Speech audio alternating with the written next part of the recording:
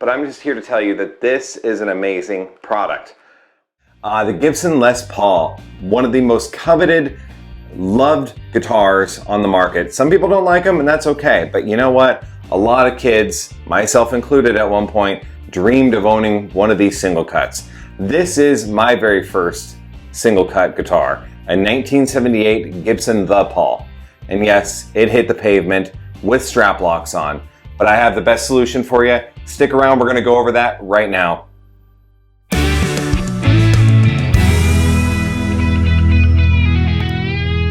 Welcome back to the 11th Fret. I appreciate you guys returning. My name is Chris, your host, and I have something fun to share with you guys today. It's something that's bothered me for some time. I've spent a lot of money on trying to find the right solution. Every time I buy a new guitar, I buy new strap locks, I get new straps. I like to have straps on all my guitars, which is not something I do too much anymore. This is not actually going to be a review from a brand that has sponsored the channel or has supplied me with anything. This is going to be a review of something that I've had for over a year and have loved. I own a lot of straps. I own a lot of strap locks. I've spent a lot of money. Every time I buy a new guitar, I would run out and buy a new set of strap locks. A lot of you have your favorites. Some of you don't even care. Some of you guys might not even care about putting strap locks on your guitars. That's cool. A lot of respect for you for even doing that. As for me, I have dropped a guitar before. As I mentioned before, I have a 1978 Gibson Les Paul that I was gifted by my mother back when I was 15 years old. I'm 42 these days, so it's been a while since I've been gifted this guitar. This guitar has been with me for a long time, and this guitar was one of those beautiful moments as a kid when I opened up my birthday present and saw this amazing guitar. It was built within 2 months of when I was born, so this guitar is very, very special to me, and I don't intend on ever getting rid of it. But one day, I was going out to get the mail, and I have my strap locks on. I don't want to say the brand because I don't want to knock any brand out there that's been building amazing strap locks for some time. This was my fault. I will own that right now. This accident was my fault. It was from youth, it was from inexperience. You can call it whatever you want, but yeah, I was young, I was stupid.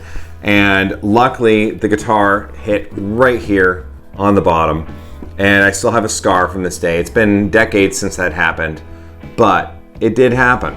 Luckily the headstock's intact. This guitar has no cracks in the headstock.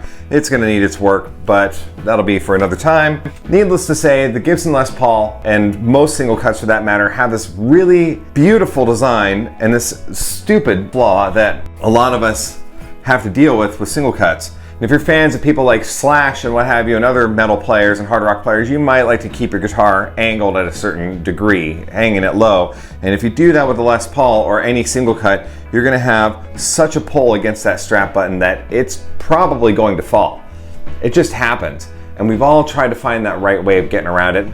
Now there's a lot of great brands out there that do make strap locks that'll solve the problem, and some people will use a Les Paul without strap locks and they've got it figured out, and that's awesome. I can't even fathom what that must feel like to just have that kind of confidence.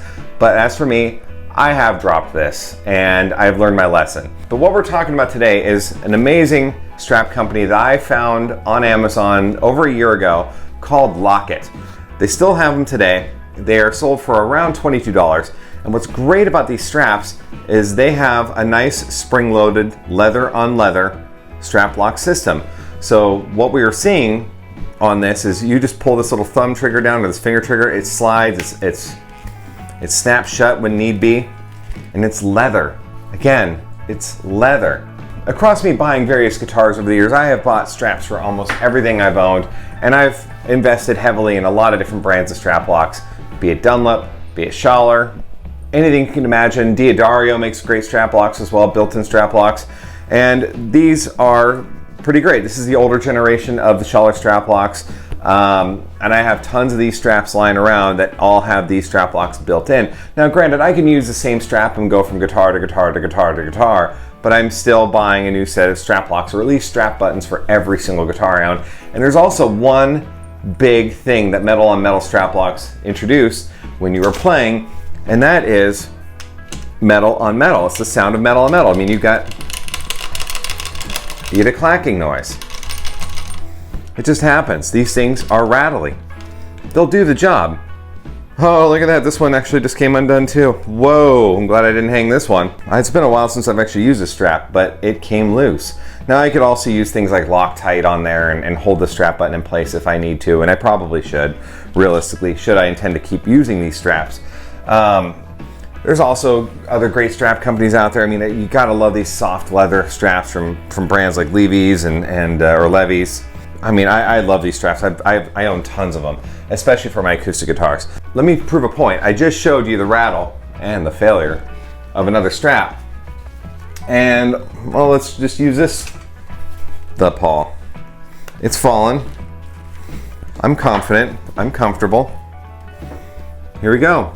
Went on very simply. I'm not gonna shake it. I'm not gonna tempt fate that much. I don't recommend you do this yourself, but as it is, this strap is completely untethered to anything. No magic trick, not anything here, nothing's holding it up. This is a great strap, and it's quiet. You can't beat quiet when you're in the studio, when you're on stage. Some people like to stand and play when they're recording because it's natural. It's the most natural way they know how to play. So they'll be in the studio playing and they may have the strap locks on. Well, those scratches and squeals will get into the mix. You will piss off your engineer. This is a good way to go. Now, why use LockIt over any other brand? Well, I can't force you to do anything. Again, this is not sponsored. This is just me telling 1, 200, 300, 1,000, 10,000, I don't know how many people this is gonna reach, but I'm just here to tell you that this is an amazing product. I can't recommend this enough. For $22, you can get a nice, quiet, well-built strap that is transferable to any strap button you can imagine. There's only one strap button that I have not been able to make this work on, and that's the Danelectro. The Danelectro strap button, those plastic push pin buttons, it just doesn't work that well on there, especially in the placement underneath the neck. But other than that, I have yet to find another guitar that this will not go on. I could grab any guitar off the wall like this 94 Fender Strat and it just goes on nice and easy.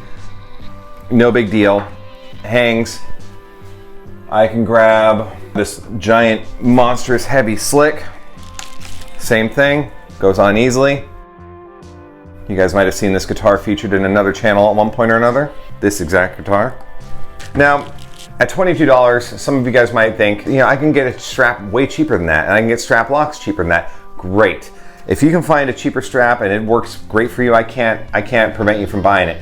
However, when it comes to buying a new strap for your new guitar, chances are you're gonna be buying a new strap that's the right color, or it's gonna match everything else that you have. You're gonna buy a new set of strap locks. That new strap might cost you 10, 15, 20, 30 bucks, 40 bucks. Then strap locks themselves can cost anywhere from $10 to 40 bucks. So if you do the math, for every time you buy a new guitar, you're gonna buy a new strap and strap lock setup that's gonna rattle. It's gonna make a lot of noise, and it's not gonna make you as happy as this could. Now, I've had nothing but positive experiences with this. I've used this thing a lot on shows. I've gone out with it. I have just taken this strap with a few guitars. It's easy to change guitars out, no problem. I don't have to worry about them having to have a special strap button unless it's the Danelectro. But for the most part, I can't go wrong with this. So like I said, this is not a sponsored video. I am not here at the recommendation of anybody to tell you how great this strap is. Now, I could do a playing demo. You know what? I will do a playing demo right now. Let's do this Squier Sagemaster that I just restored. I think you guys will like this demo.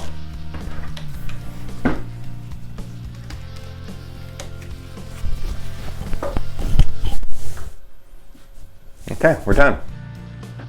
So if LockIt straps are of interest to you, I will put links in the description. They will be affiliate links, so if you want to help support the channel, please click on those links. It would cost you the same amount and actually probably more in your time if you were to just navigate through Amazon yourself to do your own search. I can't recommend this brand enough. If you're looking for a great gift for a guitar player, you can't go wrong with this. This is a one-stop shop. They make a lot of different colors, they make a lot of different patterns, and use a lot of different materials. This is the least expensive strap that they offer at this time, and as I'm writing this, I believe the price is around $21.79 plus taxes and any possible shipping that there may be, and that's all US dollars. Again, amazing.